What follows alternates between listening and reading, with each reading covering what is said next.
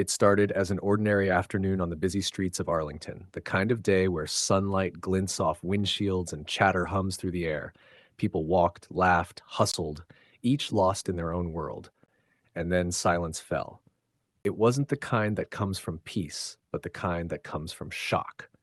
A police cruiser screeched to a halt in front of a calm, confident black woman carrying a book. Within minutes, that ordinary afternoon would turn into a viral storm. One officer's arrogance would collide with one woman's quiet strength, and by the time it was over, the badge that once commanded fear would become a symbol of disgrace. Before we continue, welcome to Voices Unchained. Please like this video, subscribe, and comment your location below. Let's see how far these stories travel. Meet Natalia Brooks, mid-30s, poised, athletic, the kind of presence that made space bend around her. Her steps were confident, her voice calm, her discipline evident in every movement. To most, she looked like any other woman walking out of a small-town bookstore that afternoon. A tote bag slung over one shoulder, a paperback in hand, a faint smile on her lips. But there was more to her story than anyone could guess. Natalia had spent years serving her country, a product of precision, endurance, and principle. The kind of woman who believed in order, respect, and the idea that character mattered more than appearance. She wasn't loud, she didn't demand recognition, her strength lived in silence, and that silence on this particular day would become her greatest weapon.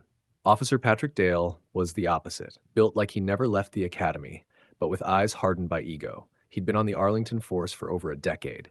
To his peers, he was old school. To the community, he was trouble waiting for a trigger. Patrick wore his authority like armor. He didn't protect the badge protected him. He believed power was something you showed, not something you earned.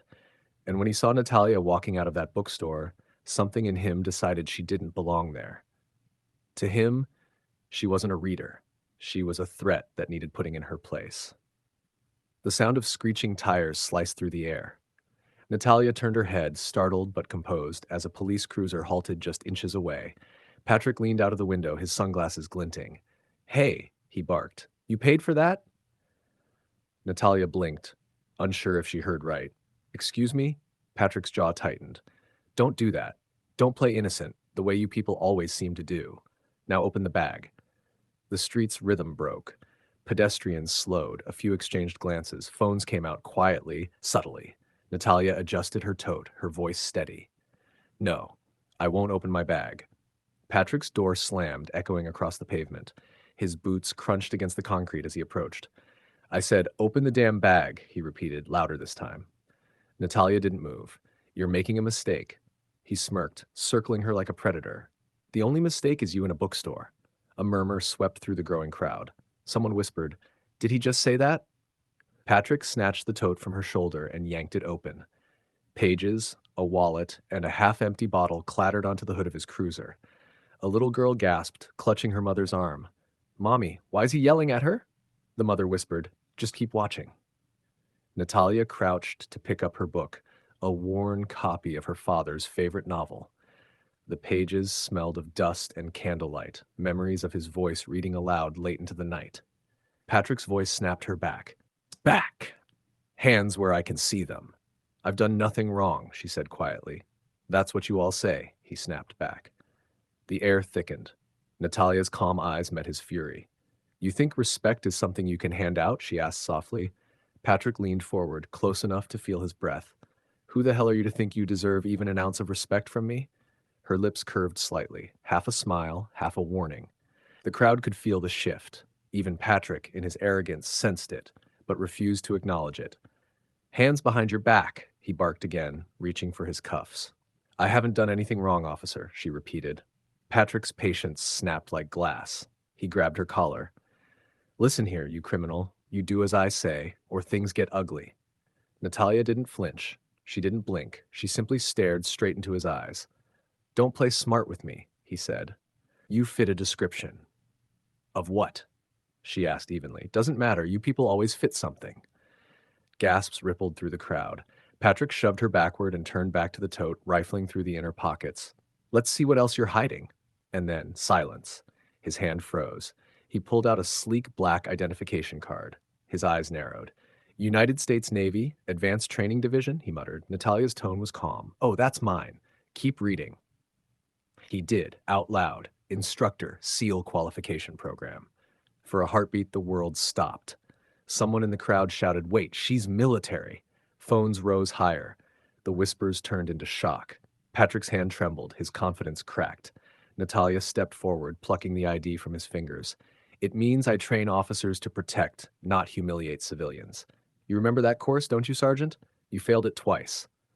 The crowd erupted, some laughing, some gasping, others chanting softly, "She's military! She's military!" Patrick stammered, "I was just doing my job." Your job? Natalia interrupted sharply. Your job is to serve, not target. You've used your badge like a weapon.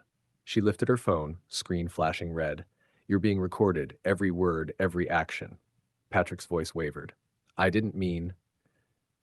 You meant every word, she said, steady as stone, but what you really did was expose yourself. He stepped back, the eyes darting to the watching crowd, the dozens of phones capturing every second. If you're watching this right now, pause for a second. What would you have done if you were Natalia?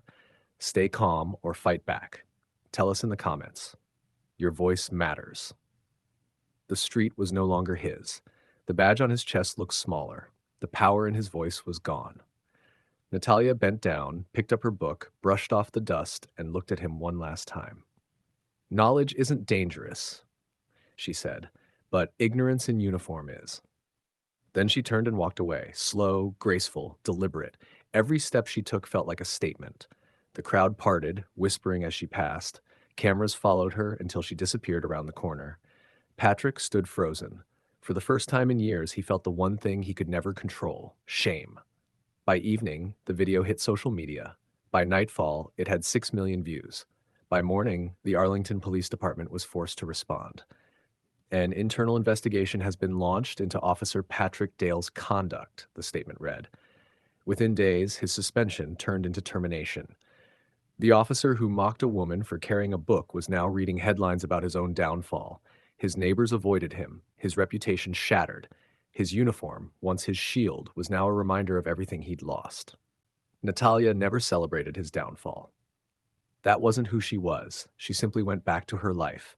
Quiet mornings, long runs, and occasional trips to that same bookstore. The owner always greeted her with a knowing smile. "You're a bit of a legend now," he'd say. She'd smile back. "I didn't do anything special. I just didn't bow." In interviews that followed, people called her brave, fearless, unshakable. She corrected them every time. It wasn't bravery, she said. It was knowing my worth. And that became the story's lesson. Power without empathy is corruption. Authority without integrity is chaos. Never mistake calm for weakness or silence for submission, because sometimes the quietest person in the room holds the loudest truth. If this story moved you, hit that like button and share it with someone who needs to hear it. Tell us where you're watching from. We want to see how far Voices Unchained can travel.